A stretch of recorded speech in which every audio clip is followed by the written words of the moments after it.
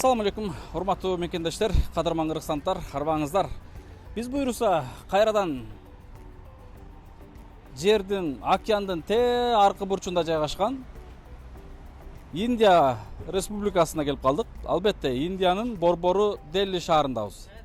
Урматтуу достор, мекендештер, баарыңыздардын кармаган орозоңуздар кабыл болсун, Рамазан айыңыздар кут болсун. Аллах Таалага чексиз мактоолор жана шүгүрлөр болсун. Ушул Рамазан айында Индияда ушундай жакшы керемет иштерге себепкер кылып атканына. Бүгүн биз, урматтуу мекендештер, урматтуу эл жакшылары, бүгүн биз буйруса ушул Индиядагы Дели шаарындагы биздин кыргызстандык бейтаптарыбыз аябай көп даарыланып аткандар мекендештерибиз бар, бир туугандарыбыз бар. Мусапырчылыкта кыйналып жүргөн, ооруп жүргөн, оорусуна шифа издеп жүргөн нечендеген биздин бир туугандарыбыз ушул жерде экен. Учурдан, мүмкүнчүлүктөн пайдаланып, ушул мүмкүнчүлүктү колдон чыгара албайлы деп, орозонун акыркы күндөрүндө, бүгүн буйруса 24-25 күн болуп калды Рамазан айынын. Буйруса да 4-5 күн эле убакыт калды. Мына ушул күндөрдө акыркы учурларда ушул жактагы бир туугандарыбызга ифтарлык кылып, ооз ачар өткөрүп, мына бул бир туугандарыбыздын, бул жактагы биздин кыргызстандык мекендештерибиздин мындай оозун ачып, дубасын алып калалы деп, албетте мына ушул аракеттерде турабыз. Ал эми бул кичинекей мына ширин баланы тааныдыңыздар. Салам алейкум. Кандайсың? Жакшы. Жакшыбы? Бүгүн биз Алихан досум экөөбүз мына ушул ифтарлык өткөрүп атабыз. Албетте Алихан кайрадан өткөндө эле биз 4 ай мурда Индияга келгенибизде Алихан келди эле. Кандын гемоглобини түшүп кеткендиктен, кан түшүп кеткендиктен кайрадан бул жерге келип, азыркы учурда даарыланып, лечениясын алып аткан учуру. Буйруса азыр ооз ачарга аз гана убакыттар калды. Иншалла ооз ачкандан кийин жалпы биздин кимдер бар, кайсыл бир туугандарыбыз бар, кимдерге ифтарлык кылды, кимдердин дубасын алып атабыз, анын баардыгын алдыда көрүшөбүз. Видеонун астында суранып кетем, ушул видеого лайк басыңыздар, видеону башкалар менен бөлүшүп коюңуздар. Албетте, момундай керемет иштерге сиздерди да Аллах Таалам көп себепкер кылган болсун иншалла. Алихан, ден соолук кандай? Жакшы. Жакшыбы? Жакшы жүрөсүңбү? Карагылачы мына Ширин. Ширин Алихан досум экөөбүз бияктагы элдин дубасын алып жүрөбүз. Албетте, ушул балдардын өмүрү узун, ден соолугу бекем болсун. Ушул бир туугандарыбыз, ушул кичинекей наристелер Кыргызстандын келечектери. Аллах Таалам ооруларына толугу менен шифасын берген болсун иншалла. Жакшы болосуң, Ширин балам, жүр.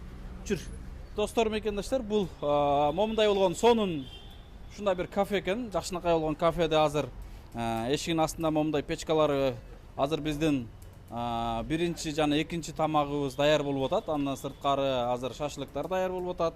Ал эми азыр ооз ачар ифтарлыкка бир аз убакытыбыз бар. Ифтарлыкка чейин биз азыр даярдык көрүп атабыз. Азыр толугу менен коноктор келгенден кийин анан дагы бөлүшөбүз. Бир кыскача даярдыкты бөлүшүп койсоңуз болот иншалла. Мынакей. Азыр биз ошол жогору жактагы апалардын бир кыскача мындай болгон бир жакшы сөздөрүн, Индияга эмне максат менен келгендерин дагы бир алып койсок болот. Саламатсыздарбы? Кандайсыздар? Куш келипсиздер? Тынчсыздарбы? Сиздин атыңыз ким эле? Менин атым Назгүл. Аксыдан келдим. Кайсыл жерден келдиңиз? Аксыдан келдим. Аксыдан. Кимди алып келгенсиз? Мен бир тууган агам алып келгем, акемди. Агаңыз азыр калды үйдө? Эмнесинен операция болду? Бул 22 жылдык дарт после ожогтон кожа пересадка деп келгенбиз. Ошо жарасы көп жыл ачык жүргөндөн. Анан бул жакка келсек, ал жерде бир операция болгондо 3 операцияга диагноз коюшту. Костиде залака бар. Анан кийин кожа пересадка, анан кийин раковой клетка. Азыр буюрса жакшыбыз, Кудай кааласа кийинки жума кетебиз деп даярданып атабыз. Жакшы экен. Анда жакшы. Сиз аты жөнүңүз? Менин атым Арзыкан. Сиз кимди алып келдиңиз? Кудай кылып Кубанычбекти алып келдим. Балаңызды? Баламы. Эмне оору менен? Боор оорусу менен пересадка деп. Жакшы. Жакшыбы азыркы учурда? Жакшы, эми даярданып атабыз, анализдерди тапшырып. Эртең биринчи күнү билинет. Буюрса. Сиз чечеке аты жөнүңүз? Бисмиллахиррахманиррахим. Биз Өзгөн районунун Акжар айылынын Какыр деген айылынан келдик. Менин атым Айнагүл Темирова. Мен Нурбек деген баланын апасы болом. Биз дагы Алла насип кылган экен ушу Индияга келип суусун ичип биз шыпа издеп келдик. Алла тааламдан биз өтө чоң үмүт менен келдик. Кудай кааласа Нурбек кандай болуп чечилет эми эртең билинет. Ошого эми жакшы тарабынан эле чечилет деген үмүттөмүн. Бедербек, рахмат балам. Ушунча жардам берип сага элге ушунча жардам берип атасың. Айрыкча мына биз келген айдын султаны Рамазан айында келдик. Ушу баарыбыздын мээнетибиз эч жакка кетпесин. Сага өмүр, ден соолук, ушул жакшылыктан эч качан кайтпай, элдин кыйналган элге жардам бере бер. Алла разы болсун. Элиме, журтума, баардыгына, сага баарына Алла разы болсун. Амин. Рахмат. Куш келипсиздер. Буйруса тилеген ой максаттарыңыздарга Кудайым жеткирген болсун. Балдарыңыздарга жана жакындарыңызга Кудайым толугу менен шифасын берген болсун иншалла. Салам алейкум. Алейкум Кубан ассалам. байкебиз, ден соолук кандай, жакшыбы? Жакшы. Кантиңиз, куш келипсиз?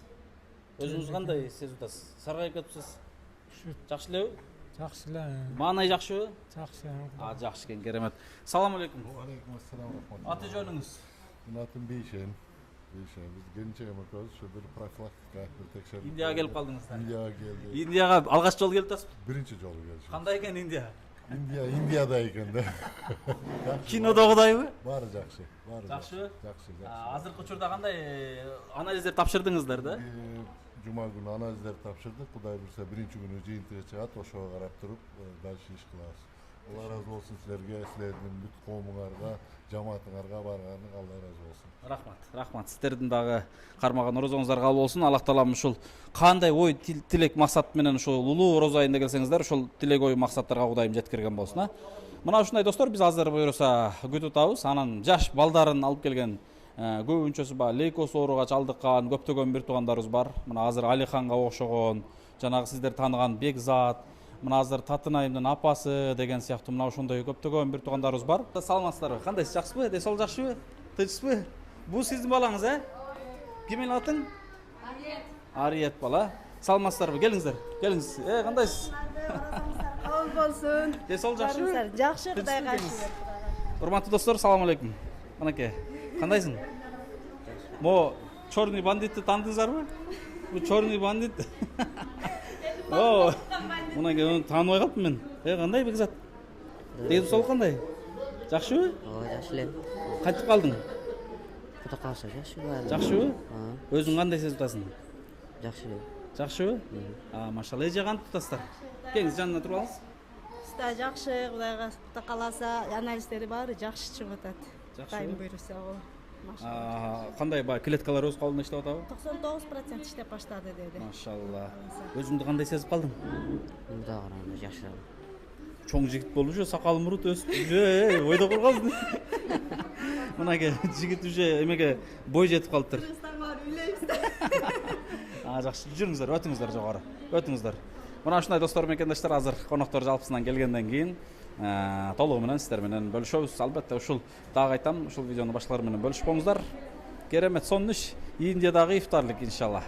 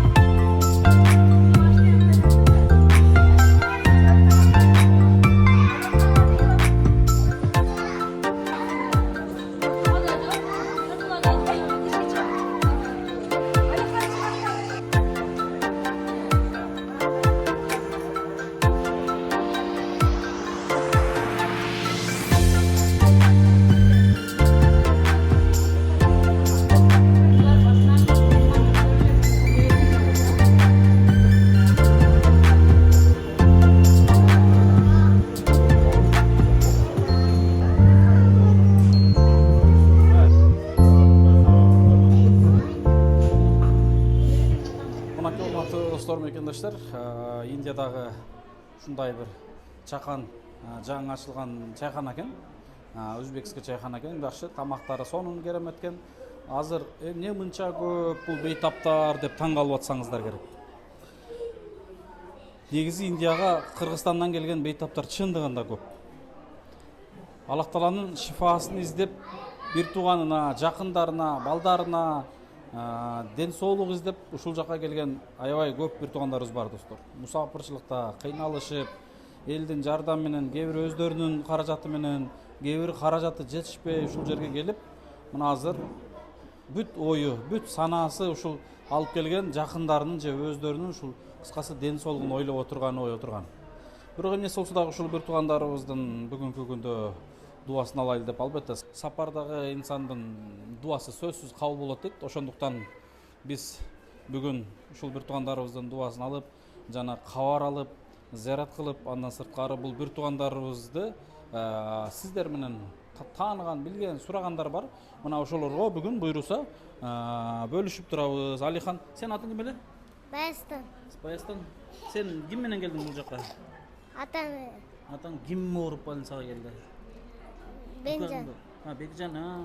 Анан достор, мына кичинекей кыз дагы, мына Алиханга окшоп ооруйт, мисалы. Келсең, келчи.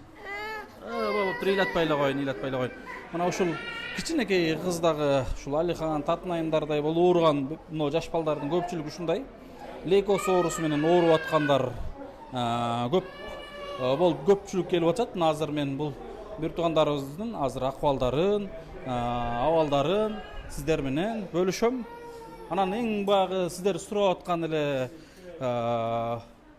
бул нокендик мындай болчу, Бибинур, Бинура. Болду, тура бер марал. Бибинураны сиздер көптөн көп сурап аттыңыздар. Эмне болуп атат, кандай болуп атат, такыр бөлүшпөй койдуңуздар го депчи. Мына булар бүгүнкү күндө апасы менен Индияда дарыланып, процедуралар өтүп атат. Бул эң чоңу Бибинур, Бибинур белине сколиоз операция болгон. Андан сырткары бутуна пластический операция дагы жасалган. Анан бул кичинекей мынакей Бинурадагы бутуна пластический операция жасалган, кантип калдың, ден соолук? Моундайраак санасаңыз да. Кантип калдың, ден соолук кандай? Жакшы. Сени сурагандар көбөйүп кетти го. Качан келет Кыргызстанга деп атышат? Барабыз жакында. Кичине жылыш болуп, жакшы болуп атабы? Ооба. Жакшы элеби? Мына чоңунан сурайлычы, кантип атасыңар? Бибинур, өлкөлөрүң кантип атат? Кыйналбай атасыңарбы? Апаң менен кандай, жакшы элеби? Мындай кыйынчылык жокпу? Анан больницада кандай карап атат? Ушу боюнча айтып кетчи. Баары жакшы, азыр баары жакшы. Укаларым 1 ай физиолеченияда болушту. Биринчи эмеде гостиницада физиолечения кылдык. Андан кийин больницага барып физиолечения алышты. Азыр сени мындай кылчы, бутуңдун немесин ала элек экен, Меникин ала элек. Бутуңдагы немени ала элек экен да? Ооба.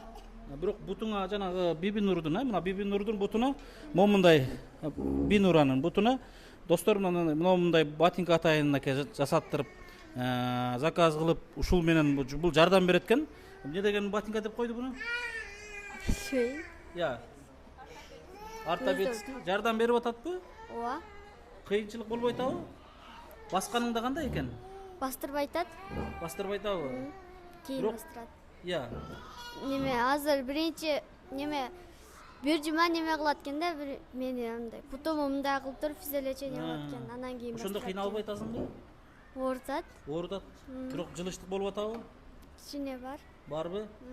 Жакшы. Мына ушундай достор, сиздер сурап аткан бул 4 бейтап боюнча дагы больницага, эртең больницадан врачынан дагы толук сурап, кандай акыбал болуп атат, эмне болуп атат, анын баардыгын алдыда буйруса бөлүшөбүз. Негизгиси Кудайга шүгүр, баардыгы жакшы. Бул жерде булар 1-2 айга чейин ушул физиотерапия лечениясы уланыш керек эле. Мына ошол лечениясы уланып атат.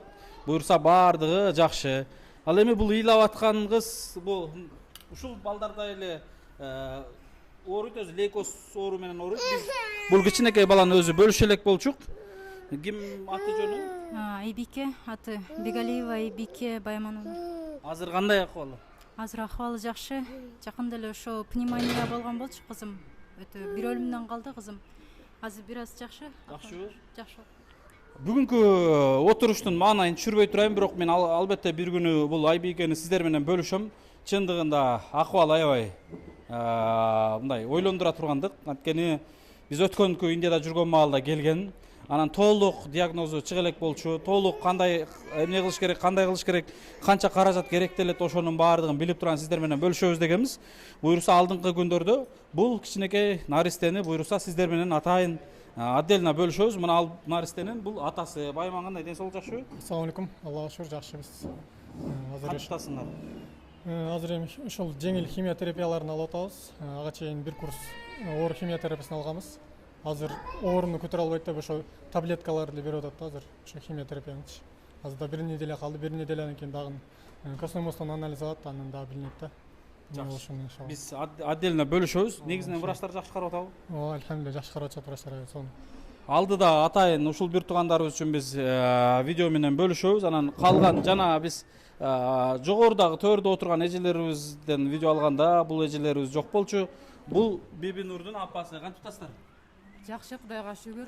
Ден соолук жакшыбы? Ден соолук жакшы. Балдарыңыз кантип калды? Балдар Кудайымга шүгүр жакшы. Азыр эми жылыш бар балдарымда. Чоң кызым операциясы ийгиликтүү өттү.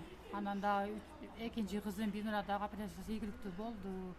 Азыр экөө тең жакшы, кыйла жылыш бар. Балдарым дагы жакшы, лечение алат. Азыр физиолечение. Азыр учурда 10 күнлүк лечениясы бар. Түшүнүктүү. Буюрса бул бейтаптар боюнча дагы отдельно эртең врачтардан сурап, анан сиздер менен бөлүшөбүз. Бул эми Бекзаттын апасы. Бул эжекебизди мен бүгүн көрүп атам. Сиз өзүңүз келгенсизби бул жака? Жолдошуңуз мененби? Бул жакпы? Балаңыздарды алып келдиңиздерби? Эмнеси менен ооруйт эле балаңыздар? Лейкозбу? Бул жерде жүрөп өткөн балабы? Жакшы. Бул жак эжекебиз өзү келди, жана тааныштык, Бул жак Зульфия эжебиз. Калган мынакей 4 бир туугандын 4-үнчүсү. Кандайсың? Жакшы. Чач өсүп кетиптир го. Ден соолук кандай? Эмне маанай жок? Маанай бар. Жакшы элеби? Ооба. Кыргызстанга качан кетесиң? Билбейм, анык эмес. Түшүнүктүү. Буюрса жакын күндөрдө Кыргызстанга чыгабыз. Бекзатты мен жана жогоруда бөлүштүм. Бекзат негизи буюрса ушул балдар Кыргызстандын келечегине жарай турган балдар болот. Анткени бүт өтө чоң сыноону көргөн, кыйынчылыкты көргөн. Бирок буюрса Аллах Таала ушул сыноонун аркасында буларга шифасын берди. Албетте булар эли журтубузга чоңдогон кызмат кылат деген үмүттөрүбүз чоң. Бекзат, бүгүн мына карачы, Кыргызстанда отургандай болуп атасың? Ооба. Кыргызстанды сагындыңбы? Ооба. Иә. Ооба. Качан кетесиң? Кудай кааласа барабыз. Иә. Кудай кааласа барабыз. Жакында буюрса. Өзүң кандай, жакшы эле сезип атасың? Ооба, жакшы. Алып отурасыңбы? Ооба. Алып отура буюрса. Бул кече биз менен келген жаңы бейтаптарыбыз мына бул кичинекей бала да ушу лейкоз оорусу менен ооруп. Кече күнү костный мозгтон анализ тапшырып чыгышты. Азыр кече больницадан чыгышкан. Азыркы учурда мына анализдерин күтүп атат. Эртең понедельник анализдер чыкса, Кудай буюрса, толук билинет. Кантип атасыздар? Ассаламу алейкум. Жакшы, Аллага шүгүр, рахмат. Кече күнү ушул анализин тапшырдык. Буюрса жакшы чыгат деген үмүттөбүз. Анализдер. Ошол анализдерди күтүп атабыз азыр. Нурбек байке кантип атасыз? Алхамдулилlah жакшы. Өзүңүзчө эле отурасыз, ойлонуп. Ята кыздар көп экенин аябай таң калып отурам. Эмне ойлонуп атасыз? Биз дагы кече анализдерди полный тапшырып бүттүк. Эртең эми врач результатын күтүп атабыз.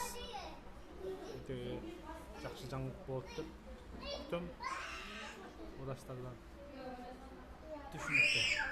Мына ушундай достор, мекендештер, бир туугандар, албетте бул кайсыл жер десеңиздер, бул Индия. Индияга келип алып деле как местныйдай чогулуп алып кыргыздар тополоң каерде болсочу. Ызычуу, кыйкырык, бакырык, ыйлак дегендей. Бирок негизгиси кадимки Кыргызстандагыдай. Негизи кыргыз ушунусу менен кыргызда.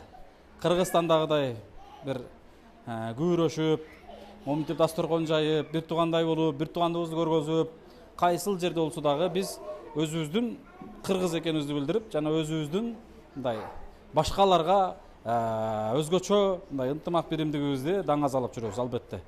Албетте, арада ушундай инсандар болот. Баягындай бир карын майды, бир кумалак май чиритет дейт. Бирок бөтөн эл, бөтөн жерге моминтип ооруп балдарын же жакындарын көтөрүп чыкканда чындыгында чоңдогон башында кыйынчылыктар болот. Негизгиси Кудайым булардын баарына шифасын берген болсун. Жакшы болуп кеткен болсун. Көпкө ушуларга дуа кылыңыздар. Ушул бир туугандарыбыздын балдарына Аллах Таалам толук шифасын берген болсун. Анан кимде ким бул бир туугандарыбыз азыр мен балким мен өздөрүнө айтайын. Кимдир бирөөлөр менен байланышып, колума келишинче колдойм дегендер болуп калган болсо, ушул видеонун комментарийсине жазыңыздар. Мисалы, Баяман десеңиздер, Баяман өзүнүн номерин жазсын, башкалар да өздөрүнүн номерлерин жазсын. Ар биринин номерин бул экранга коюп чыгыштык бир аз болуп калышы мүмкүн, же описанияга коюп чыгабыз, ошол жактан байланышып, колуңуздардан келиши жегерде колдойсуздарбы, же сурайсыздарбы, же жакшы сөз айтасыздарбы, кыскасы булар менен байланышсаңыздар болот достор. Мына ушундай. Урматтуу Индиядагы жалпы бир туугандар, аталар, апалар,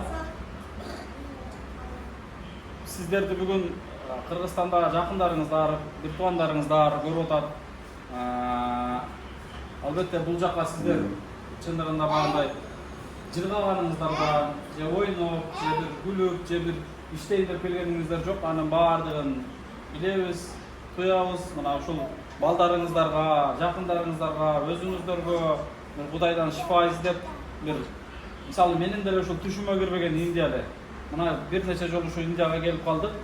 Албетте баарыңыздарга биринчиден Кудайым шифасын берген болсун. Экинчиден мына ушул бүгүнкү күндө урматтуу мекендештер Индияда 39-40 градус ысыгат. Мына ушул бир туугандарыбыз ушул жакта кыйналып жүрүшсө, балдар ооруп жүрсө дагы улуу ороз айында орозо кармашып, Рамазан айынын орозосун кармашып атышат экен. Мына ушул бир туугандарыбыздын бүгүн ифтар кылып дуасын алалы деп мына ушул иш-чара уюштурулат. Кадимкидей эле Кыргызстандагыдай сезилип атса керек. Албетте биз азыр Индиянын борбору Дели шаарында турабыз туугандар. Кантипастар негизи тынчтарбы? Бул жактан угулар. Бурун келгендер бар бул жерде, жаңы келгендер бар. 2 жылдан бери келип жүргөндөр бар Индияга. Негизинен бу Индияга деле кадимки деле көнүшүп калдыңыздар окшойт э? Кайтып калдыңыздар? Жакшыбы баары? Тынчтарбы? Индия десе биз кинодо көргөндөй эле элестетиппиз, бирок аябай адамдар дагы ичпей экен, врачтар болсо деги эле ичпей. Мусафирчылык дейт го, бирок кыйнабат болушубуз керек деп ойлогонбуз, бирок эч кандай кыйналуу жок. Шифа таап эле багып, бирибизге көңүл болуп, бирибизге эш болуп эле, бирибизге жакшы сөздөрдү айтып, Кудай кааласа жалгыз болбодук. Бул жерде тууган урубуз бар экен. Арыбыз ары 6 областан келсек дагы бир туугандайбыз. Жакшы. Бөлүшүп жеп, акыбызды сурашып, Кудайга шүгүр эми шифа тапканыбыз атабыз, жан бергендерибиз бар, булар дагы ушу биз катарга кошулуп шифа таап, айыбыз аман эсен кетели деп отурабыз Кудай. Эң сонун рахмат. Мисалы эң мурда биринчи Индияга келген ким бар мисалы? 4 жыл мурда, 5 жыл мурда, 6 жыл мурда Индияны көргөн, стажы көптөр деп коеюнчу. Зульфия жебі? Зульфия канча жол келди сиз? 6 жол келдиңиз. Азыр эмне иш менен келип калдыңыз?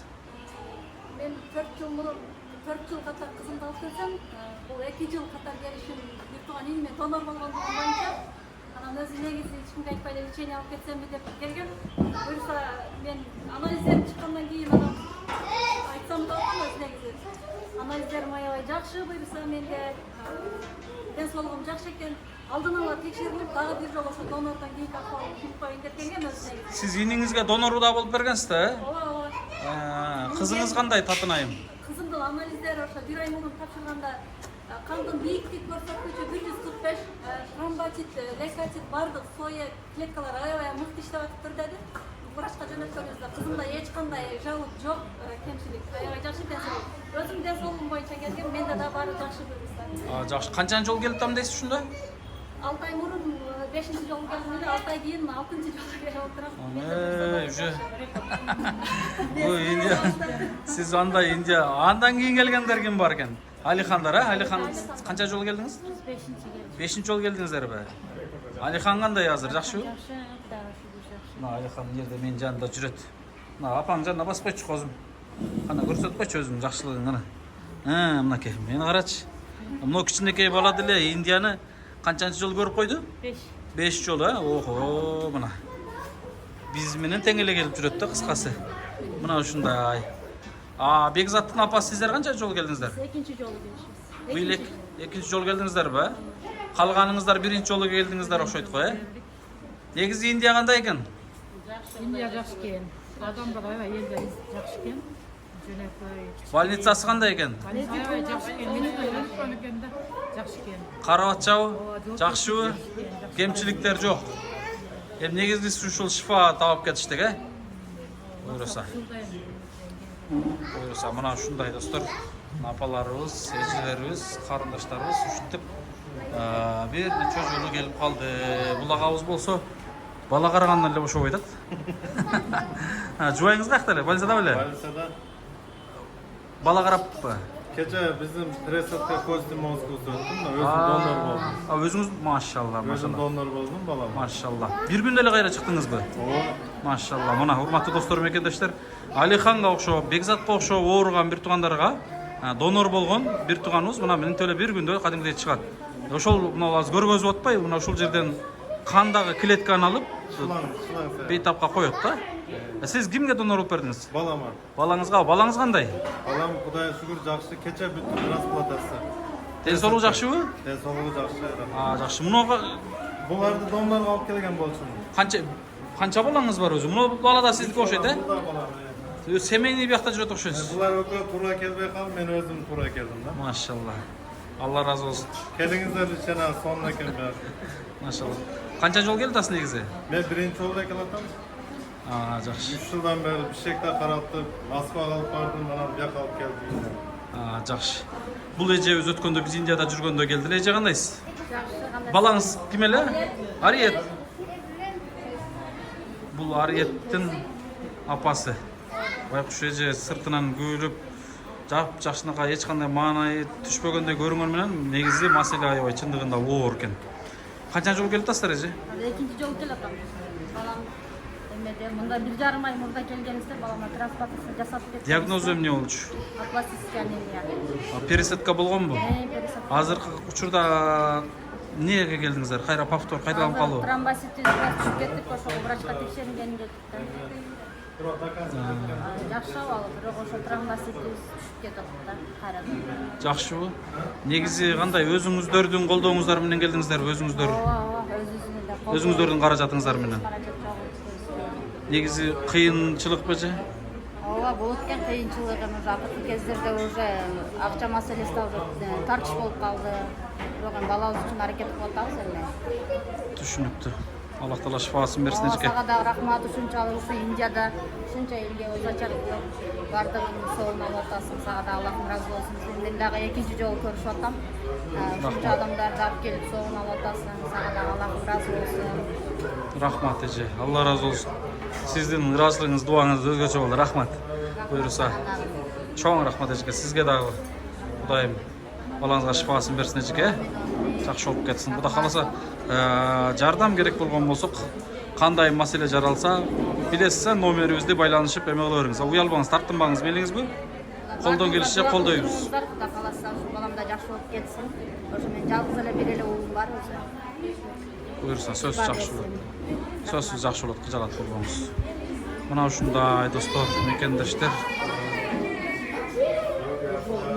Маселе ушундай достор.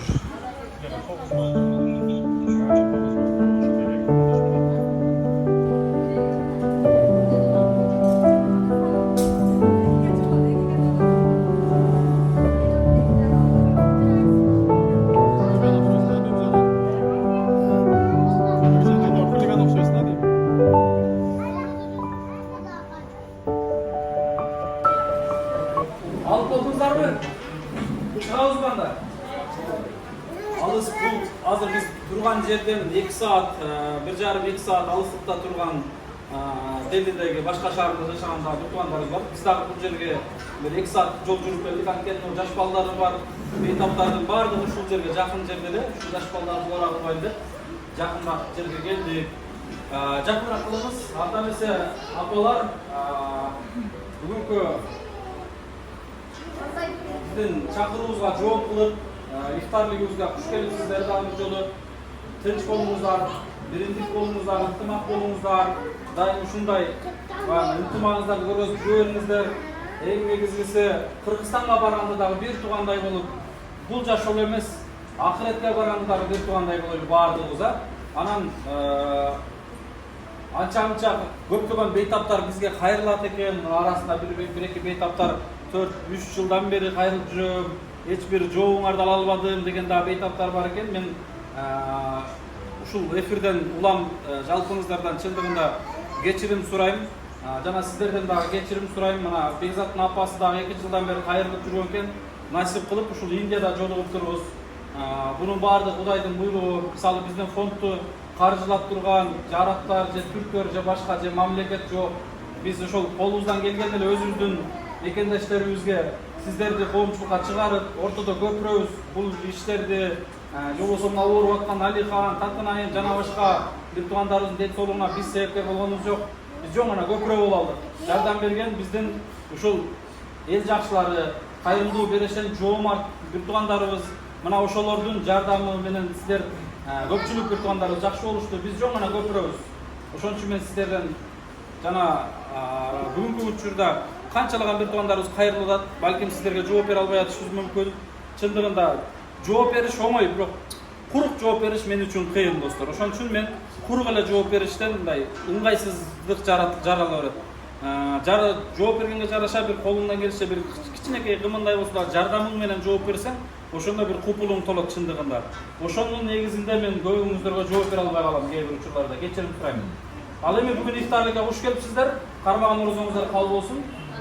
Келиңиздер, эми бөтөн жерде жүрөсүздөр. Сапарда жүргөн бир туугандардын дуасы сөзсүз кабыл болот дейт. Биздин ак ниет аманат коомдук фондуна жана биздин жааматка жана бизди колдоп жүргөн бир туугандарыбызга биз керемет дуаңыздарды берсеңиздер, сиздердин дуаңыздарды алайын деп ушул иш-чара уюштурулду иншалла. Келиңиз, бир улуураак апаларыбызга жакындатсаңыз, анан агаларыбыз бир жакшы дуасын берсин.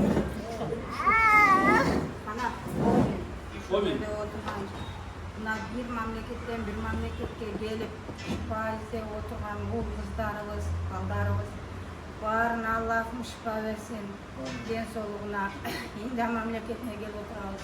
Ошол докторлоруна кичпейдиги, күчтүүлүгү, ушунча карап, ушунча адамдарды айыктырып, жаш населерге, балдарга өмүр улап отурат. Ошол жерден биз дагы айыгып сакайып кетели деген чоң үмүт менен келдик.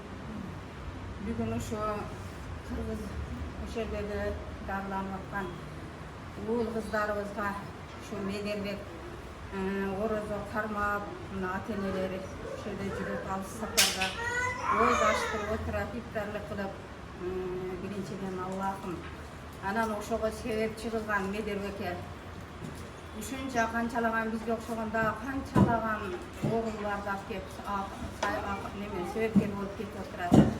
Ömrün versin, bağın versin. Özünde uğurlu kızlarda çoğuysun. Aksakallarımız kata veret. Kız eline jaragan uğurlu kızlar olsun der. Toy, jakşı nerselerde. Bizge Allah mederde 10 min dep koygan eken sebepçi bolup oturat. Bunda ошондой жакшы күндөргө насип этсин. Баарыбыз үмүт менен бир тамчы суудан негизги чыныгы үмүтүбүз Аллахтан ошого себепчи болгон лидерге дагы ыраазыбыз. Алла ыраазы болсун, өмүрүн берсин. Баарыңыздар жаркылдап күлүп Кыргызстанга эч ооруну сезбей айыгып жакшы болуп кетиңиздер. Рахмат баарыңыздарга. Тынч болуңуздар, куш келиптер дагы. Балаларыбызга дагы бир дуа бериңиз. Аксакал келип жүрөм. Амин. Жакшы дуаңыз бериңиз. Ya Allah, hele canatkın Allah. Allah'a çeksiz mahvolur olsun paylamlar. Muhammed Mustafa sallallahu aleyhi ve sellem salavatlar olsun. Ya Allah ya Rabbi. Kim emine maksatda inge, alыс kasafan gelgen olsa Allah'ım o şol niyetteyiz, dura kavul kılgın Allah'ım. Allah şu baldarımızın daima şu bugün kanday gülüp bizim aramızda iftarda oturup şunday ol daima gülüp şuların ömrünü uzak kılın Allah. Ya Allah şunu bilen koşa gelgenlerdi dahi hiçbir kavamlık ötmey gülüp cayına varıp ketkenlerge nasip etsin Allah. Uşunca nersege sebepçi olgan nederge Allah'ım razı olsun. Nederge iki düğüne baktığılıklarını nasip etken olsun. Şu yerde toz olgan şahza da bizim jestemiz. Bularga da Allah razı olsun. Bular olmasa biz kimge ne de aytarız da düşünmeye kalatkenmiz. Allah sizlerden de razı olsun. Barımızlarga dil soluk, barımızlar emi uşul cemaat, barız bir gülüp çaynap Kırgızistan'da da dil soluğu jakşı yerde bir oturup iftar kılışlardı nasip etsin. Rabbana hatittum yakısına vakna qina azabından. Amin rahmetike ya Allah razı olsun. En көп beytaптарды алып келген Индияга мисалы көпчүлүгү бир бейтап, эки бейт алып келген болсо, жалгыз энебиз бүгүнкү учурда 4 баласын жетелеп алып мына ушул жерде жүрөт. Келиңиз эми сиздин дагы бир керемет дуаңызды алалы. Канаке бардык момусулманыбыз бар келбиз. Силерге ушул Рамазан айында туткан орзоңуздар кабыл болсун. Кимдин кандай ниеттери болсо, максаттары болсо баардыгы ишке ашсын. Кудайым өзү кылсын. Ушул жерде отурган баардыгыбыз апалар ушу үйүбүз менен келдик, балдар жакшы болуп кетсин деп. Баардыгыбыз балдарга Кудайым өзү шифа берсин, жакшы болуп кетсин.